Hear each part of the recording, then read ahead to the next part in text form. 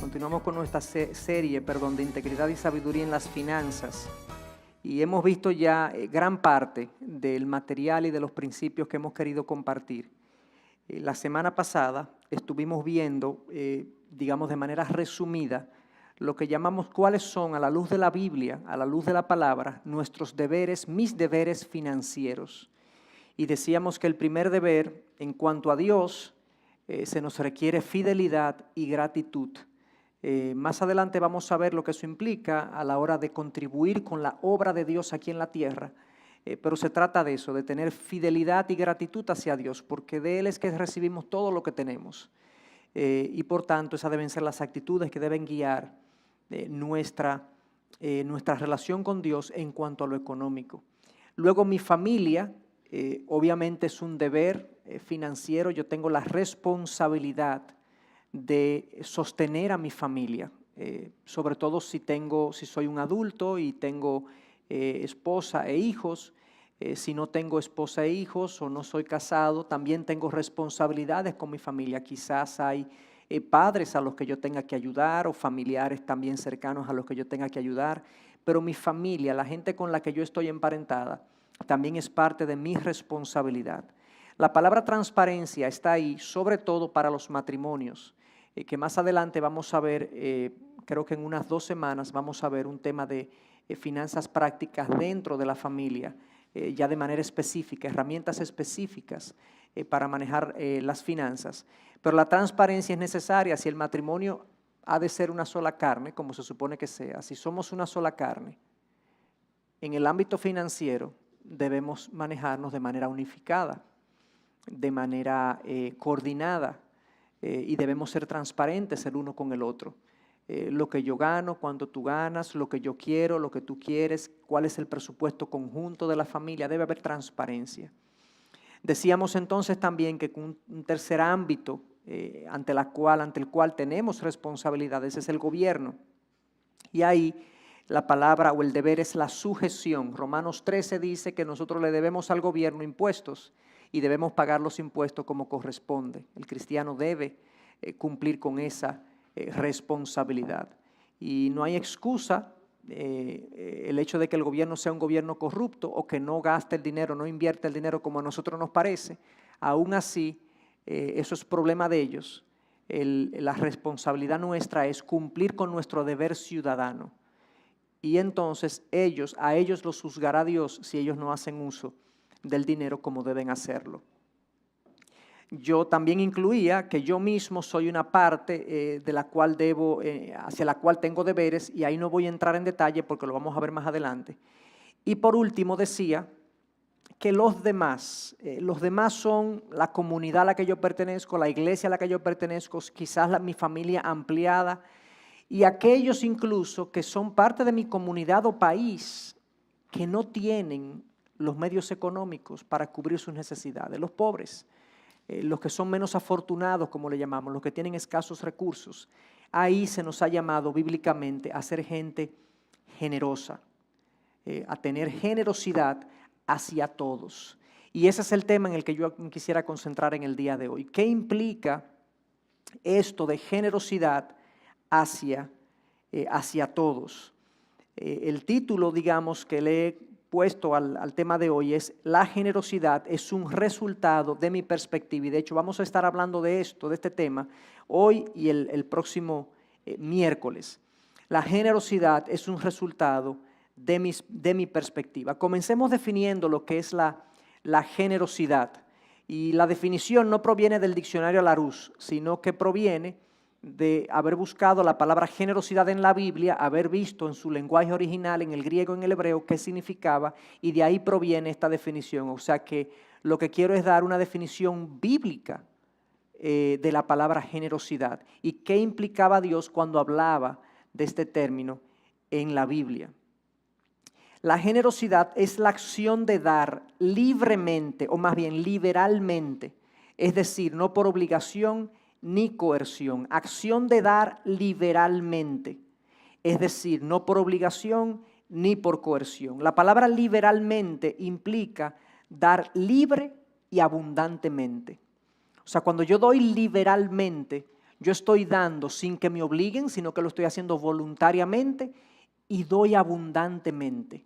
Ese es el significado original de la palabra generosidad en la Biblia, la acción de dar liberalmente, es decir, de manera libre y abundante. ¿El qué? ¿Dar qué? Lo que poseo. No solamente el dinero, sino tiempo, talentos, esfuerzos, dinero. El corazón generoso va más allá de lo material. El corazón generoso se da a sí mismo en todo lo que posee. Y nosotros, cuando venimos a este mundo, venimos con un set de capacidades. Los bienes materiales nosotros lo adquirimos con el tiempo, pero hay un set de capacidades que yo puedo con esas capacidades aportar a mi familia, aportar a mi comunidad, aportar a mi país. Y ese set de capacidades es parte de los recursos que yo dispongo y se supone que yo debería ser generoso también con ese set de capacidades con los que yo cuento a nivel personal. Entonces, generosidad es eso, la acción de dar liberalmente.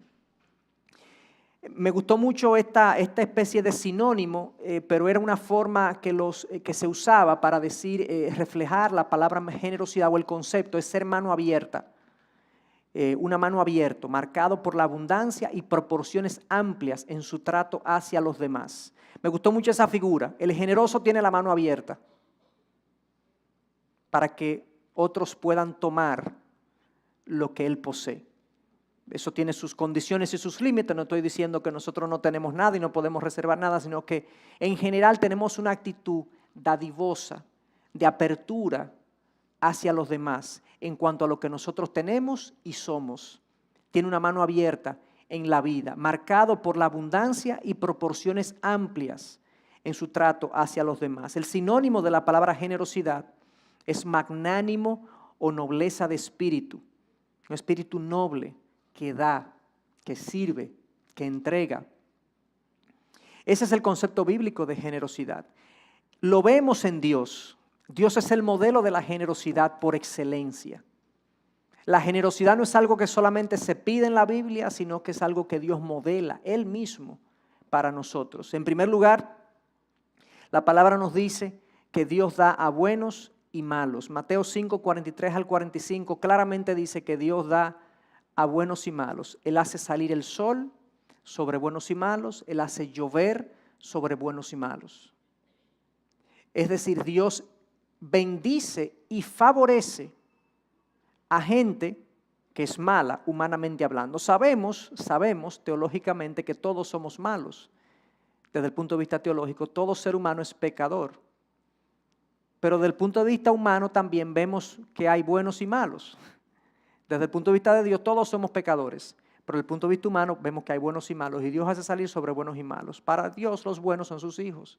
Aquellos que hemos sido redimidos por la sangre de su Hijo y nos hemos arrepentido de nuestra condición. Dios da sus bendiciones naturales a buenos y a malos. Dios es un Dios generoso. Dios da bienes en abundancia. Salmo 13, Salmo 116, Primera de Timoteo 6, habla precisamente de eso. Y hay muchos otros pasajes donde Dios, como el dueño de los recursos, Dios es abundante con muchos. Aquí podemos decir, bueno, pero no todos tienen. Pero miren, el planeta Tierra tiene mucho más recursos que lo que la raza humana necesita para vivir bien, todo el mundo. En el planeta lo que hay es un problema de distribución, no de monto. Dios ha sido generoso con el ser humano. Dios le ha dado más alimento de que lo que el ser humano necesita. Le ha dado más vegetación, más oxígeno, más agua que lo que el ser humano necesita. Pero el ser humano lamentablemente acumula avariciosamente, pecaminosamente, y hay unos que tienen mucho y otros que tienen poco. La pobreza no es un problema de escasez de recursos del planeta, es un problema de distribución de los recursos que el planeta tiene.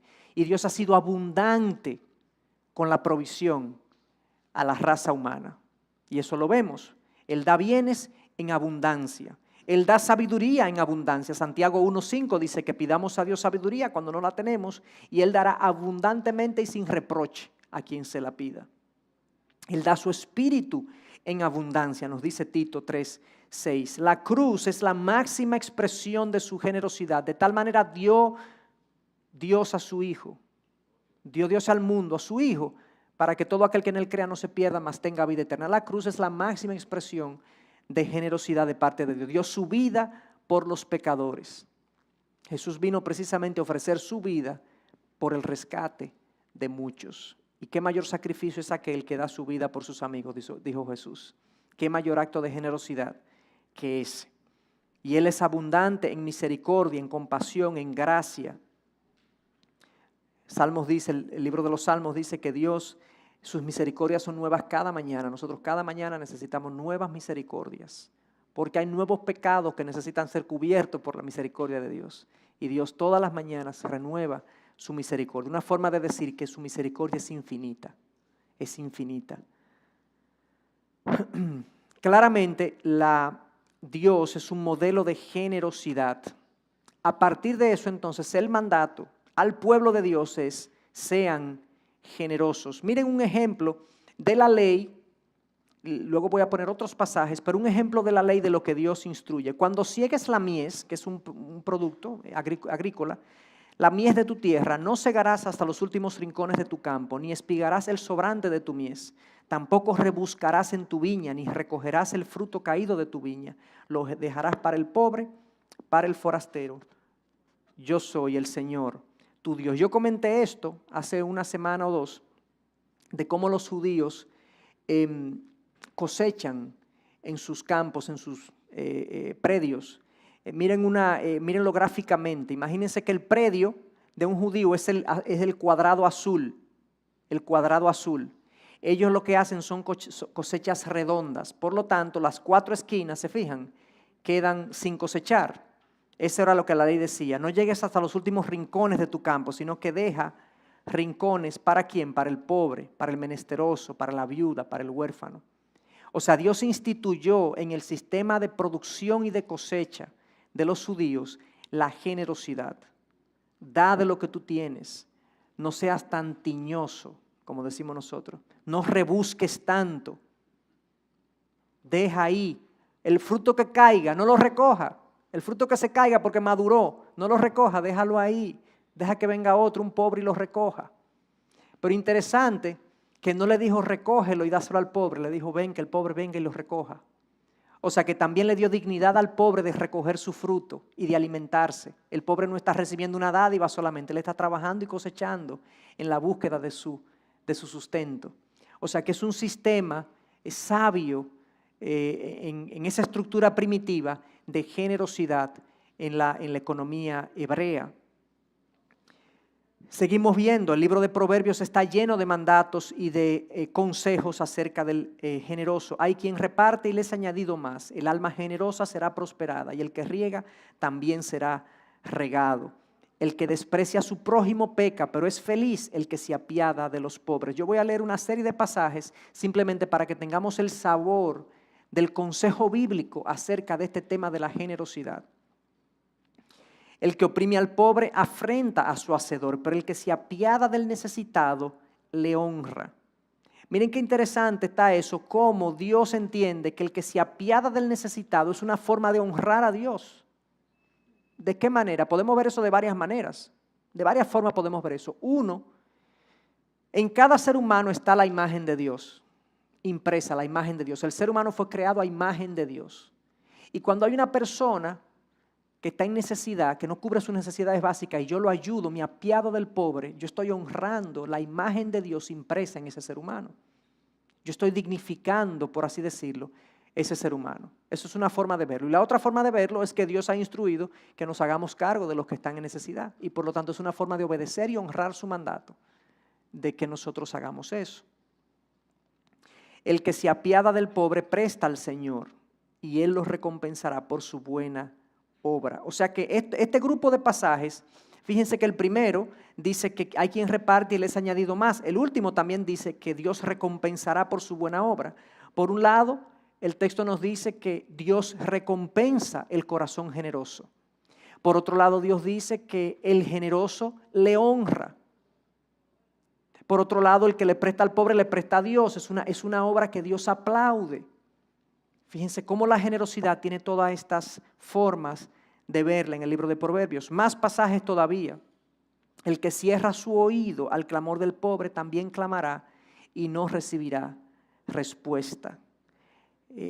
A mí me llama la atención cómo ese proverbio pone la atención en las necesidades del otro, el que cierra su oído. A veces nosotros no queremos escuchar las necesidades de la gente, porque sabemos que van a venir con un problema.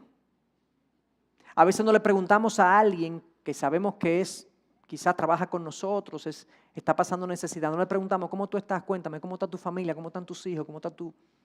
Porque nosotros sabemos que de allá para acá quizá viene algo que nos va a comprometer.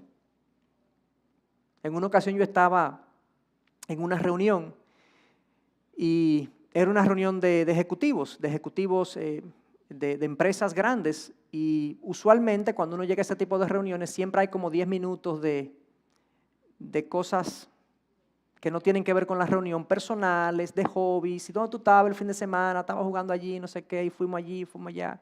Entonces hay alguien que está comentando que no, me fui en el bote y estaba en el bote ese fin de semana, y entonces él comenzó a quejarse de que la persona que le atiende y le limpia el bote tenía el papá enfermo. Y ese día, esa persona, ese joven, le comunicó a él que su papá estaba enfermo y que él necesitaba ayuda. Entonces el comentario de él fue, ¿tú sabes lo que es eso? El día que uno coge para uno descansar, viene este tipo a decirme que el papá está enfermo. A mí me dolió en el corazón eso. Tú tengas un bote, tú estás disfrutando de la abundancia que Dios te ha dado, y te ponen al lado a ayudarte con tu bote a una persona que está en necesidad. Tiene su papá enfermo. Quizá él no debería ni siquiera estar ahí contigo en el bote, quizá debería estar al lado de su papá y está ahí trabajando. Y tú te quejas de que este individuo vino y te expresó una queja el día de tu descanso. Díganme ustedes si eso es un corazón egoísta o generoso. Tiene la mano cerrada, no mano abierta. Dime, ¿qué tú necesitas? ¿En qué tú estás? ¿En qué está tu familia? ¿Cómo? ¿Tu papá está enfermo? ¿Y qué le pasó? Presta su oído. A veces nosotros no queremos escuchar lo que está pasando. A veces nosotros no queremos rebuscar mucho y prestar el oído de lo que está pasando a nuestro alrededor. Cerramos los ojos ante las realidades a veces que nos rodean para no afligirnos, pero también perdemos la oportunidad de ser generosos cuando cerramos nuestro oído al clamor del pobre. El generoso será bendito porque da de su pan al pobre. Si tu enemigo, esto es el extremo de la generosidad. Si tu enemigo tiene hambre, dale de comer pan. Y si tiene sed, dale de beber agua. O sea, aquí hay un refrán que dice que un plato de comida no se le niega a nadie, ¿verdad? Eso es un principio bíblico. Lo que hay que ver es si lo llevamos a la práctica. De si somos generosos aún con aquel que se nos opone. Jesús murió por sus enemigos. Nosotros, antes de venir a los pies de Cristo, éramos enemigos de Dios. Y Él vino y se entregó por nosotros, siendo nosotros sus enemigos. Ese es un principio que emana del sacrificio máximo de Jesús por nosotros.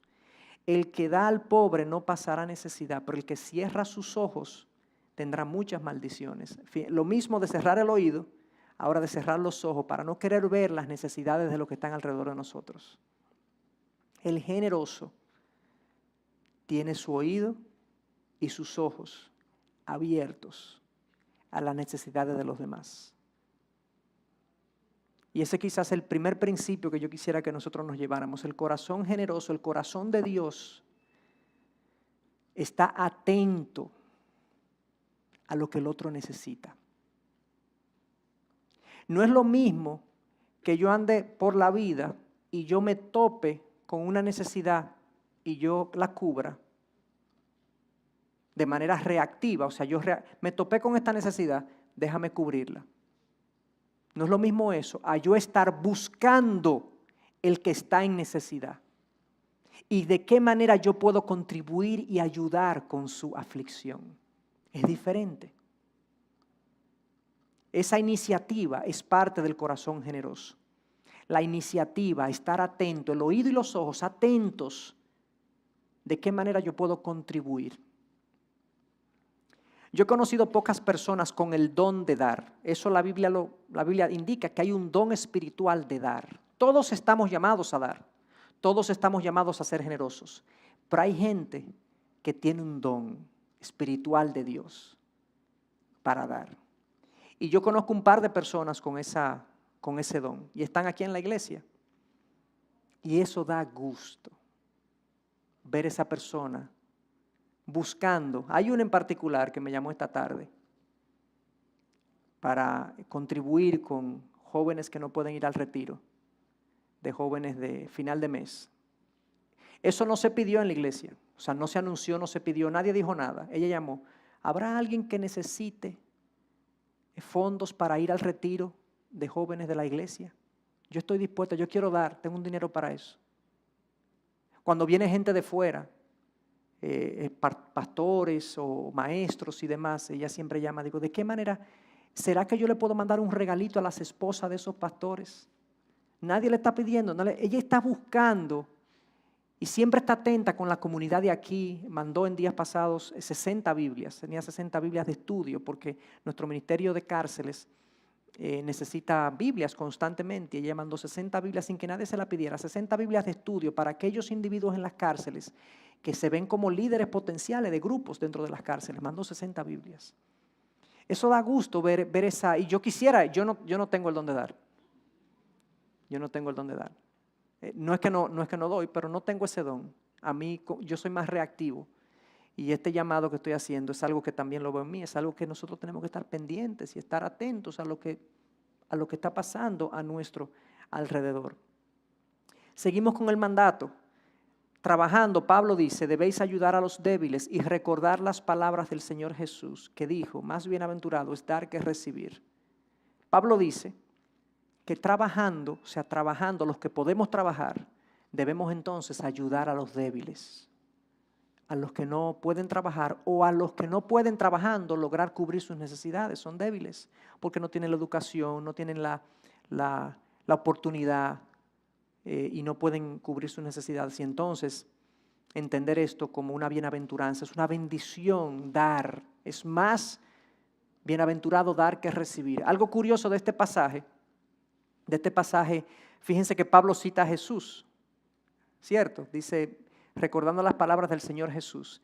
Esas palabras no aparecen en ninguno de los evangelios. En ninguno de los evangelios están esas palabras de Jesús. Esas son las únicas palabras de Jesús, así citadas, fuera de los evangelios. Y no aparecen en los evangelios. Y la cita Pablo diciendo que esas fueron palabras dichas por el Señor Jesús. No sé si era algo que se decía que él dijo o fue algo que él recibió del Señor directamente, porque Pablo fue enseñado directamente por Jesús, según su testimonio. Sigo hablando del mandato, 1 Timoteo 6:18, a los ricos en este mundo, enséñales que hagan bien, que sean ricos en buenas obras, generosos y prontos a compartir. Ese último concepto de prontos a compartir es eso mismo que estaba yo mencionando de la proactividad para compartir. No ser reactivo, sino estar buscando cómo ayudar. Es buscando diligentemente cómo contribuir, cómo colaborar, cómo ayudar. Y Pablo le dice a Timoteo que le diga eso a los que manejan recursos. Fíjense que también en este pasaje Pablo le dice a Timoteo que sean ricos en buenas obras a los ricos, correcto, que sean ricos en buenas obras, más que en bienes materiales, que sean ricos en buenas obras. No hay nada de malo en ser rico, como dijimos, no hay nada de malo en el dinero, el problema es el amor al dinero. Y no hay nada de malo tampoco en ser rico en buenas obras. ¿Por qué quiero hacer esa aclaración? Porque nosotros, aquellos que entendemos que no nos salvamos por buenas obras, que nuestra redención no depende de lo que yo haga, sino de lo que Cristo ya hizo en la cruz. Mis buenas obras no aportan nada a mi salvación, no agregan valor a mi salvación, es algo que ya Cristo hizo. A mí se me requiere que me arrepienta y ponga mi fe en el sacrificio redentor de Jesús, pero las buenas obras tienen un lugar en la vida del creyente. Dios no necesita mi buenas obras, pero sí mi prójimo. De hecho, Efesios 2:10 dice exactamente eso, que Dios nos llamó y nos salvó para hacer buenas obras, las cuales Él preparó de antemano para que anduviésemos en ellas. Es decir, que las buenas obras no es la razón de mi salvación, pero es el propósito de mi salvación. Yo fui salvado no por buenas obras, pero para buenas obras.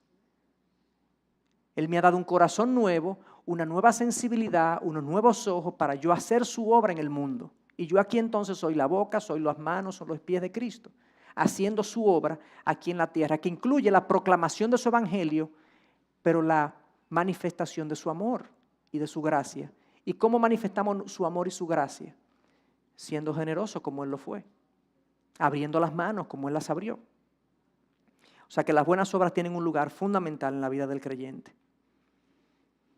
Primera de Juan, ya con este último texto concluye esta parte. Pero el que tiene bienes de este mundo y ve a su hermano en necesidad y cierra su corazón contra él, ¿cómo puede morar el amor de Dios en él? ¿Cómo puedo yo hacer caso omiso, cerrar, lo mismo que decía Proverbios, el que cierra su oído o sus ojos al clamor del pobre, al clamor del necesitado? Si mi hermano está en necesidad y yo cierro mi corazón, no le pongo caso, ¿cómo puede el amor de Dios morar en él?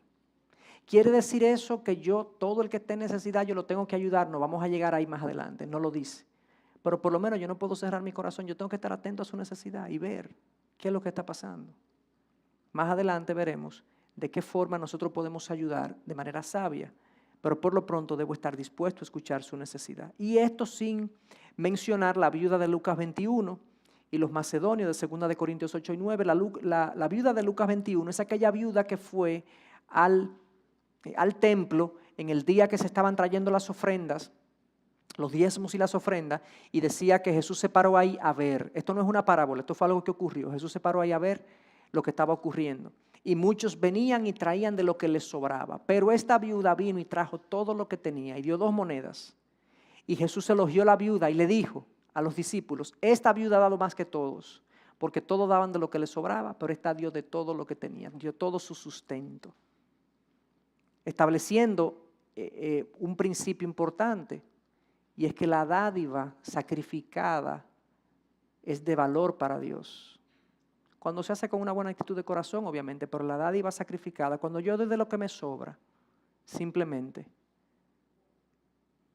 no tiene el mismo valor que cuando yo doy de lo que incluso a veces necesito, porque lo doy es un desprendimiento, digamos, que estoy haciendo. Los macedonios, en 2 de Corintios 8 y 9, Pablo habla ahí muchísimo de los macedonios, de cómo los macedonios se dieron a sí mismos, se dieron más allá de sus posibilidades, se dieron a sí mismos al Señor para ayudar a la iglesia de Jerusalén. Dieron una gran ofrenda para ayudar a la iglesia de Jerusalén. O sea que esto fue un breve recuento del Viejo Testamento. Fuimos a Deuteronomio, a Levítico, a Proverbios, a los Evangelios, al libro de los Hechos, a Pablo. Toda la Biblia habla de la generosidad como un principio fundamental en la vida del creyente. Es una característica básica. Es abrir las manos con todo lo que yo soy y poseo: bienes, tiempo, esfuerzo, talentos, recursos. El cristiano está llamado a ser una persona, un individuo generoso como Dios lo ha sido con nosotros. ¿Dónde encontramos la motivación para eso? Y ya ahora, más que el mandato, ¿cuál es la motivación? Leamos este texto que Jesús enseñó en Mateo 5, en el famoso Sermón del Monte. No os acumuléis tesoros en la tierra, donde la polilla y la herrumbre destruyen, y donde ladrones penetran y roban, sino acumulaos tesoros en el cielo, donde ni la polilla ni la herrumbre destruyen, y donde los ladrones no penetran ni roban. Porque donde esté tu tesoro, allí estará también tu corazón. La generosidad. Aquí encontramos en este texto la motivación que Jesús dio para ser generosos. Podemos buscar otras, como parecernos a Dios, como la bendición que Dios promete en Proverbios: aquel que riega será regado, aquel que bendice será bendecido. Esas promesas, esas son motivaciones, pero aquí hay una, quise tomar la de Jesús, porque tienen una profundidad particular. ¿Cuál es la lógica de Jesús con estos tesoros terrenales? La lógica que Jesús emplea en este pasaje, ¿cuál es? ¿Qué es lo que le está diciendo de los tesoros terrenales? Primero, los tesoros terrenales son temporales. Como lo dice, se deterioran. Herrumbre y polilla destruyen los tesoros terrenales. Por más duradero que pueda ser un tesoro terrenal, es temporal. En último caso, si te moriste rico, solamente te tuviste eso mientras viviste. O sea, no duró más allá de la muerte. Por lo tanto, aún en el caso de que tú mantengas los bienes hasta que te vayas de este mundo, aún así son temporales. Entonces, y la forma de él expresar eso es que la herrumbre y la polilla destruyen. Yo recuerdo, en una ocasión, mi papá tenía un amigo, hace muchos años de esto, yo no sé ni siquiera cuántos años, pero este amigo se le presentó un viaje, él estaba construyendo una vivienda. En esa época no era tan regular el pago electrónico, transferencias y demás. Cuando uno tenía que hacer una operación grande, literalmente la gente andaba con una maleta de dinero. El asunto es que él tenía que hacer una compra, no sé si de un cemento, unos pisos, pero no lo pudo hacer, se quedó con el dinero en la mano y se tenía que ir de viajes. Y le dijo a mi papá, guárdame ese dinero que yo tengo que salir de viajes.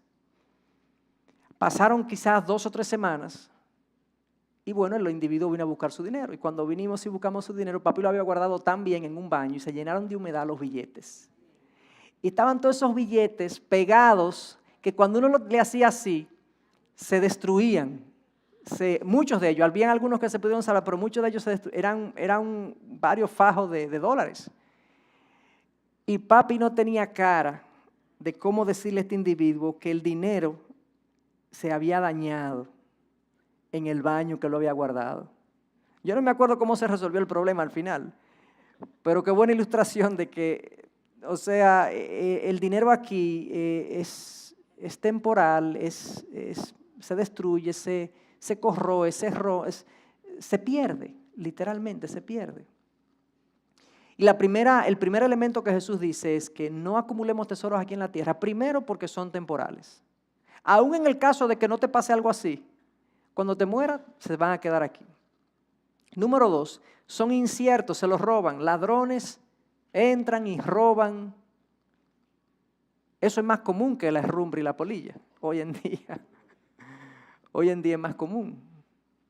A veces tú depositas tu dinero en un banco y te lo roban los mismos banqueros, como ha pasado aquí muchas veces y recientemente. A veces tú pagas tu dinero y se lo roban los funcionarios que a los que tú se lo pagas. En fin, punto suspensivo. Hay muchas formas en las que el dinero que tú haces se te va de las manos porque otros de manera ilegítima lo toman. O sea que el dinero o se pierde porque se deteriora o porque otros se lo llevan. Ahora mismo hay una gran crisis en Asia, en China, nada más y nada menos, el país que más ha crecido en los últimos 30 años en el mundo. La bolsa de valores ha perdido casi el 30% de su valor. De repente, por una serie de circunstancias que nadie pudo prever. Muchísima gente que tenía dinero invertido en la bolsa de valores de China ha perdido fortunas y muchísima riqueza. Así de repente, 30% del valor de las empresas. Hay empresas que han perdido mucho más valor que ese. O sea que las riquezas temporales o se dañan o se esfuman. Esa es la realidad en la que nosotros vivimos en esta tierra. El argumento de Jesús es el siguiente. El argumento de Jesús contra la acumulación material no es que sea inmoral, sino que es una mala inversión. Es una mala inversión. Eso es lo que Jesús está diciendo. Eso que tú crees que te va a durar para toda la vida y que eso se pierde, se daña, se roba, se lo roban. Eso no tiene sentido que tú te dediques tu vida a eso. ¿Qué tú harías si te dijeran que tu moneda va a desaparecer y que en su lugar circulará el dólar, por ejemplo? ¿Qué haríamos nosotros si hoy yo les digo, el peso va a desaparecer en una semana y va a circular el dólar u otra moneda? ¿Qué va a pasar? El juidero, la gente comprando dólares. Oigan lo que pasa, porque eso pasa con las monedas. Si yo les digo hoy que en un año el dólar va a desaparecer, el peso va a desaparecer y va a ser sustituido por el dólar no sube en un año, sube hoy. Porque la gente busca hoy y comienza a demandar dólares hoy. Entonces, Jesús nos está diciendo que la moneda terrenal, las riquezas terrenales van a desaparecer. ¿Qué tú vas a hacer? Hay que comenzar a buscar las riquezas celestiales, el dólar, en esta ilustración. Vamos a buscar la moneda, vamos a apostar por la moneda, vamos a invertir en aquella moneda que va a prevalecer. ¿Qué es cuál? las riquezas celestiales que Jesús dice en su texto. No se concentren en esta moneda de aquí, en esta riqueza, en este tipo de riqueza terrenal, porque va a desaparecer, sencillamente. Y fíjense entonces cómo Él lo dice en Lucas 12:33. Vended vuestras posesiones y dad limosnas, haceos bolsas que no se deterioran. ¿Se acuerdan del deterioro de la herrumbre y la polilla? No, esta no se deteriora. Un tesoro en los cielos que no se agota, donde no se acerca ningún ladrón, ni la polilla destruye, porque donde esté vuestro corazón, allí también estará vuestro tesoro. Está claro eso, ¿verdad? Ahorita vamos a sacar algunas conclusiones. En vista de esta situación que le acabo de describir, de lo temporal de las riquezas terrenales, acumulen en el cielo. ¿Y cómo se acumulan en el cielo? Bueno, ahora vamos a ver eso, con la generosidad. Primera de Timoteo 6:17, a los ricos de este mundo, ya leímos este texto, pero lo quiero recordar. Enséñales que hagan bien, que sean ricos en buenas obras, generosos y prontos a compartir, acumulando para sí el tesoro de un buen fundamento para el futuro, para que puedan echar mano de lo que en verdad es vida. ¿Qué es esto de acumular en el cielo? ¿Cómo es que se acumula en el cielo? Vamos a sacar algunas implicaciones. En primer lugar, lo acumulado aquí se queda. Lo que demos aquí nos estará esperando cuando lleguemos al cielo. Es decir, se envían desde aquí. Los tesoros celestiales se envían desde aquí. ¿Entendieron esa expresión? Lo acumulado aquí se queda aquí. ¿Correcto? Lo que demos aquí nos estará esperando en el cielo. Es decir, que las riquezas celestiales se envían desde aquí. En una ocasión se le preguntó a este secretario del señor John D. Rockefeller si él... Estaban haciendo una entrevista y él era el contador, uno de los contadores principales, John D. Rockefeller, que era un individuo muy, muy rico en los Estados Unidos. Y le dijeron, ¿cuánto aproximadamente dejó el señor Rockefeller al momento de su muerte? Y su respuesta fue tremendamente sabia, porque él dijo, lo dejó todo. ¿Pero cuánto es? No, todo. Todo, no se llevó nada. Nada. Pablo dice, desnudo vine en el vientre de mi madre y desnudo me iré. No nos llevamos nada de este mundo. Ahora, honestamente, si nosotros creyéramos eso con todo el corazón, viviríamos de otra manera. Viviríamos, tendríamos otra relación con lo material, pero nosotros no pensamos así. No pensamos realmente que es así, como que es tan fatal el asunto de que el dinero se queda aquí y no sirve para allá, o sea, no me sirve. No es eterno, no perdura, no da satisfacción tampoco. Primera implicación de lo que Jesús dijo es, lo que acumulamos aquí se queda aquí, lo que demos aquí nos estará esperando cuando lleguemos al cielo. Esto es una enseñanza revolucionaria si nosotros la entendemos. Hermano, las riquezas celestiales se mandan desde aquí. Cuando yo llegue a la presencia de Dios, yo no tendré manera ya de acumular riquezas celestiales. Las riquezas celestiales yo las tengo que haber mandado desde aquí. ¿Cómo? Con mis buenas obras, con mis gestos de generosidad y de gratitud. ¿Qué forma va a tener? Yo no sé exactamente, la Biblia no lo indica, pero vamos a ver algunas cosas. Pero se mandan desde aquí. Si yo viviera con esa perspectiva, mi nivel de generosidad sería otro. Por eso yo titulé el tema de hoy, la generosidad, un tema de perspectiva. Porque si yo tuviera la perspectiva de que las riquezas celestiales me estarán esperando cuando yo llegue allá y yo las envío desde aquí con mis actos de generosidad, yo tuviese otra mentalidad en cuanto a eso. Otra implicación es la mentalidad, que es parecido a lo que vengo diciendo, de dilatar la gratificación. Esto lo hacen los inversionistas, los atletas, los agricultores. Los inversionistas invierten hoy para en 10 años sacar un rendimiento, algunos de ellos, otros lo sacan más temprano. Los atletas se entrenan para tener una competencia en 4 años. A mí siempre me ha llamado la atención como una persona, por ejemplo, que participa en los 100 metros planos, practica 4 años, se entrena 4 años para una carrera que dura 10 segundos. Eso es lo que dura los 100 metros planos hoy en día. 10 segundos. Es un solo tiro. 4 años para 10 segundos y una posible gloria. Pero esa mentalidad debería ser más regular en los cristianos. Cómo yo invertir en las riquezas celestiales, esperando el reconocimiento de parte de mi Dios. Como el inversionista que está pensando, cuando el canal de Panamá se inauguró, los americanos, que fueron los que lo hicieron, por así decirlo, una especie de contrato por 100 años. Por 100 años. Porque la corporación entendía que en 100 años ellos sacaban su inversión y recuperaban sus 100 años. Esa mentalidad de inversionista, ¿verdad? Ojalá nosotros tenerla, de ver el futuro y de entender no en el futuro yo tendré los beneficios, en el futuro yo tendré los beneficios. Eso es lo que dice el inversionista serio y en el futuro yo tendré los beneficios. Y sigue invirtiendo, confiado que en el futuro. Cuando él cree en un proyecto, cuando un inversionista cree en un proyecto, él le mete dinero hasta que los beneficios vengan en un futuro. Así debería ser nuestra vida espiritual en este sentido.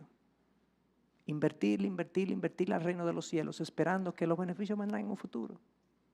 En un futuro Dios nos recompensará. Acumular en el cielo, y esto es algo tremendamente importante, coloca mi corazón en el lugar correcto. Aquello de que donde esté tu tesoro, allí estará tu corazón, es una realidad. Mientras más acumulas aquí, más aferrado tendemos a estar aquí. Yo no digo que el que mucho tiene aquí está aferrado aquí, porque puede haber una persona con muchos recursos y que tenga la virtud, la gracia de tener su mente en el cielo. Eso podría ocurrir. Pero en general, el ser humano, mientras más acumula aquí, más se aferra a este mundo. Y mientras menos acumulamos aquí y más acumulamos en el cielo, pensando en la eternidad, más interesado estoy en la eternidad, en esa realidad que es tan real como esto, o más real que esto, y que va a llegar eventualmente. O va a llegar o yo me voy a ir a ella, pero es una realidad de la vida. Acumular en el cielo coloca mi corazón en el lugar correcto. Es un asunto, hermanos, de perspectiva. En otras palabras, podemos intercambiar posesiones materiales que no podemos mantener, porque se van a ir aquí, para ganar posesiones eternas que no podemos perder. ¿Entendieron eso? Podemos intercambiar posesiones materiales que no podemos mantener aquí para ganar posesiones eternas que no podremos perder. Esto es glorioso. Ese es el principio que hemos venido viendo. A la luz de eso, entonces, ¿cuál es tu perspectiva? ¿Cuál es tu perspectiva? Con relación a las riquezas terrenales y a las riquezas celestiales. Primera pregunta, ¿qué tan real es el cielo para ti? Yo estoy seguro que muchos de los que estamos aquí no esperábamos en un curso de finanzas personales oír hablar del cielo. Pero es que esa realidad, cuando esté en su lugar, me da una perspectiva para manejar mis recursos materiales apropiada. ¿Qué tan real es el cielo para ti? Yo quisiera leer algunos pasajes porque creo que leerlos nos va a ayudar precisamente a tener una idea, a capturar una idea de qué el cielo representó para hombres de Dios en los momentos de dificultad que ellos tuvieron y para la vida de ellos aquí en la tierra. Colosenses 3, del 1 al 4, Pablo dice, si habéis resucitado con Cristo, buscad las cosas de arriba donde está Cristo sentado a la diestra de Dios. Poned la mira en las cosas de arriba, no en las de la tierra, porque habéis muerto y vuestra vida está escondida con Cristo en Dios. Cuando Cristo, nuestra vida, sea manifestado, entonces vosotros también seréis manifestados con Él en gloria. O sea, Pablo dice, quiten su mirada de las cosas de aquí, pongan su mirada en los cielos. Su realidad espiritual está escondida, o sea, el estar escondido con Cristo quiere decir que a mí no me puede pasar nada espiritualmente hablando. Yo estoy escondido con Cristo en los lugares celestiales. Su salvación es segura, es cierta, y cuando Él se manifieste, se manifestará la gloria de los hijos de Dios. Una gloria menor a la de Dios, porque no somos Dios, pero hay algo glorioso que ocurrirá en nosotros cuando Cristo sea manifestado y se vea realmente la redención completa en nosotros, se manifieste completamente la redención. Segunda de Pedro 3,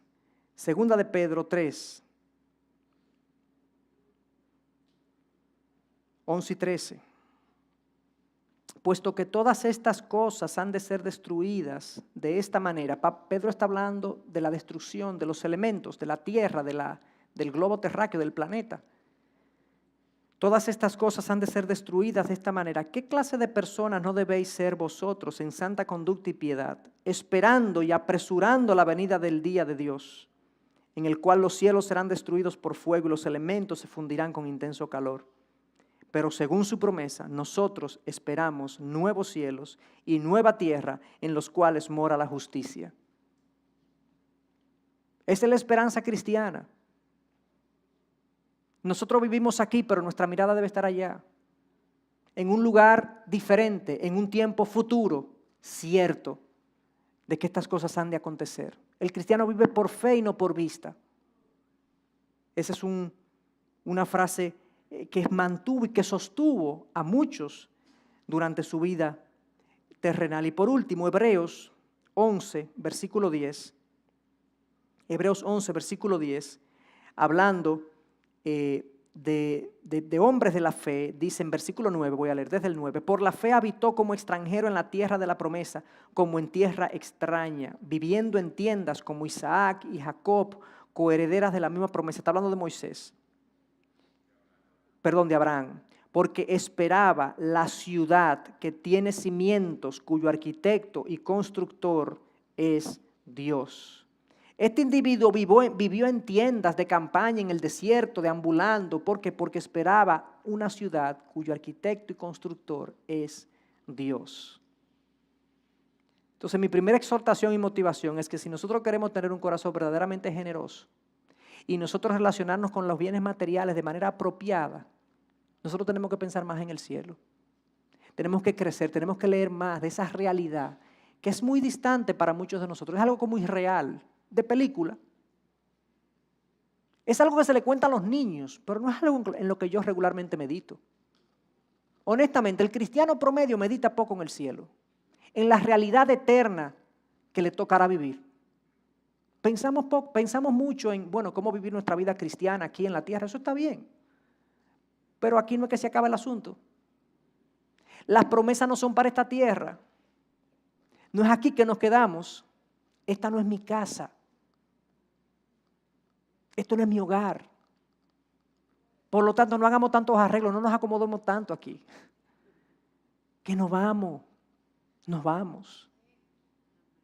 En una ocasión, este misionero estaba llegando a su país, de haber servido, y esto es algo real, de haber servido en la India, y está llegando junto a su esposa, y en la medida que el barco se va acercando, hace muchos años de eso, se va acercando a la costa, hay muchas familias esperando a sus familiares, sobre todo soldados que venían también en ese barco, y mucha gente, y mucha algarabía, y mucha fiesta. Y sucede que estos misioneros no tenían a nadie que los recibiera, y él se entristeció en su corazón. Y sintió como que, después de tantos años de servicio, Señor, e incluso como que le expresó una queja al Señor, después de tantos años de servicio para tu gloria, aquí no hay nadie que nos reciba, no hay nadie que celebre nuestra llegada. Y él sintió en su corazón estas palabras y le dijo, tú no has llegado a casa. Tú no has llegado a casa todavía. Este no es tu casa, este no es tu hogar. Habrá fiesta cuando tú llegues allá arriba, pero este no es tu hogar. ¿Qué tan real es el cielo para ti? ¿Cuál es tu perspectiva? Número 2, ¿qué tanto valor le das a las recompensas eternas? ¿A qué recompensa me estoy refiriendo? Bueno, busquemos estos pasajes. Hay algunos que quizás por primera vez van a escuchar estas cosas, porque honestamente les digo, de estas cosas se habla poco. Segunda de Corintios 5, versículo 10, dice: porque todos nosotros debemos comparecer ante el tribunal de Cristo, para que cada uno sea recompensado por sus hechos estando en el cuerpo, de acuerdo con lo que hizo, sea bueno o sea malo. Este es un juicio que le toca a los creyentes. No es un juicio para condenación, sino para recompensas. Somos salvos a través de la sangre de Cristo. Por el tribunal de Cristo, a los creyentes se le va a juzgar. Y si tuvo una vida de buenas obras, si tuvo una vida donde se extendió para él también dar a conocer a Cristo, a la gloria del Señor y demás, él va a ser recompensado. De lo contrario, no recibirá las recompensas que recibirán otros. Claramente está en ese pasaje y si lo vemos hay todo un contexto que habla de eso. Primera de Corintios 1, 9 al 25. Primera de Corintios 9, 25. Dice: y todo el que compite en los juegos se abstiene de todo. Ellos lo hacen para recibir una corona corruptible, pero nosotros una incorruptible. Por tanto, yo de esta manera corro, no como si tener meta. De esta manera peleo, no como dando golpes al aire, sino que golpeo mi cuerpo y lo hago mi esclavo, no sea que yo, habiendo predicado a otros, yo mismo sea descalificado. Pablo habla aquí de una corona. Hay 5 coronas que la palabra menciona diferentes: corona de justicia, corona incorruptible, 5 coronas que se mencionan. No sabemos si son 5 solamente o hay más, pero esta es una de ellas. Pablo quiere ganarse esa corona. Yo tenía un profesor que me decía precisamente lo que yo le estoy diciendo, y él decía: el cristiano no habla de esto. Incluso a veces hay círculos donde uno habla de esto y se dice, como de manera muy espiritual: no, pero el cristiano no debe hacer esas cosas porque se va a ganar una corona, o porque se va a ganar un premio, una recompensa. Debe hacerlo por amor al Señor. Eso es cierto. Pero es que Dios ha prometido coronas y recompensas. Yo no puedo sencillamente decir: no, yo no lo quiero.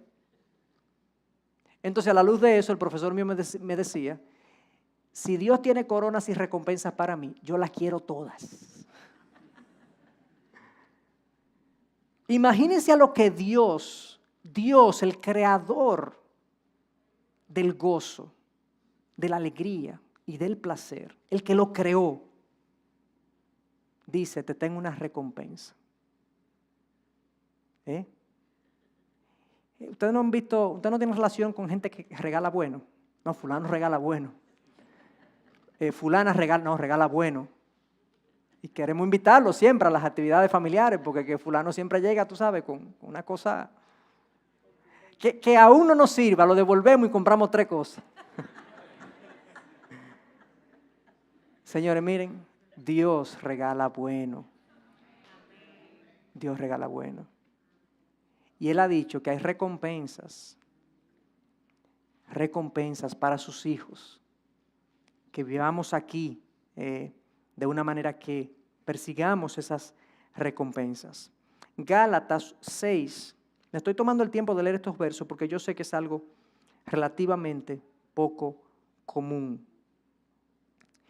Y no nos cansemos de hacer el bien, pues a su tiempo, si no nos cansamos, segaremos. También hay una promesa de bendición. Posiblemente tenga que ver con una bendición aquí o una bendición celestial, pero hay recompensa para aquellos que hacen el bien. Y por último, Hebreos 12 habla de Cristo y dice que por el gozo puesto delante de Él soportó la cruz. El gozo puesto delante de Él, la recompensa de Dios prometida a Cristo, Él soportó la cruz. Y en Filipenses 12 nos dice que Dios lo exaltó hasta lo sumo y le ha dado un nombre que es sobre todo nombre, ante ese nombre, todos deben doblar sus rodillas. Cristo se movió por la promesa de recompensa de su Padre, luego de que Él completara su obra. ¿Qué tanto valor le das a las recompensas eternas? Y por último, ¿qué tanta gloria tú quieres traer a aquel que te salvó? ¿Qué tanta gloria tú quieres traer realmente a aquel que te salvó? O sea, las cosas que yo hago en mi vida y que tú haces en tu vida, cuando tú analizas qué es lo que te mueve, ¿A ti te mueve la gloria de Dios? O sea, el honrar a Dios, el que Dios sea honrado con tu vida, que sea bien representado por tu vida, en tu vida familiar, en tu trato con tu esposa, con tus hijos, en tus negocios, en el contacto social. O sea, realmente nosotros nos movemos pensando, no, yo voy a actuar así porque esto refleja a Dios. Yo quiero que Dios quede, hay una marca de Dios aquí. Ese debe ser el móvil de nosotros, constantemente. 1 Corintios 10:31, o sea que coman o beban, hacerlo todo para la gloria de Dios. Y eso está unido con las recompensas. Si yo hago las cosas movido por la gloria de Dios, eso trae recompensas y bendiciones a mi vida. Estoy viviendo pensando en las cosas de arriba, porque Dios está arriba y yo estoy pensando en su gloria y me muevo en la vida, no por mi beneficio personal, no por mi comodidad personal, no que estoy diciendo que eso está malo, pero no es eso lo que me mueve. Si resulta que estoy cómodo, bien, pero si no estoy cómodo, Señor, es para tu gloria que yo vivo. Eso es sumamente importante como un móvil de vida a lo largo de nuestra existencia. Esa perspectiva, hermanos, va a cambiar el nivel de generosidad con el que yo vivo. Si yo pienso en el cielo, si yo estoy viviendo enfocado en las recompensas celestiales y si estoy viviendo pensando en glorificar a Dios en mi vida, yo voy a tener, hermanos, una nueva motivación o una gran motivación para yo ser generoso en mi vida. Si no tengo esa perspectiva celestial, eterna, de glorificar a Dios, yo no voy a tener un empuje, voy a tener una obligación. Pero si yo doy por obligación, no seré generoso. Recuerden que generosidad es dar liberalmente, libre y abundantemente. Entonces, dar por obligación no es dar. Eso es obedecer o tener temor a las consecuencias de no dar. Pero no me mueve la gloria de Dios, no me mueve la recompensa que Él ha puesto delante de mí. Me está moviendo la obligación o el miedo. Entonces yo con esto termino, con el otro slide, algunos obstáculos a la generosidad, termino ahí, y la semana que viene voy a dar algunos aspectos prácticos entonces de este tema de la generosidad. En primer lugar, lo primero que hace difícil mi generosidad es lo que acabamos de ver a lo largo del tema de hoy, la generosidad terrenal. Cuando para mí dar representa, eso hay menos para mí, pero cuando yo doy pensando que hay recompensas eternas, yo estoy motivado a dar. Pero si yo pienso que si yo doy hay menos para mí, yo me veo coartado al dar. Es un obstáculo. Pensar en la generosidad como algo puramente residual.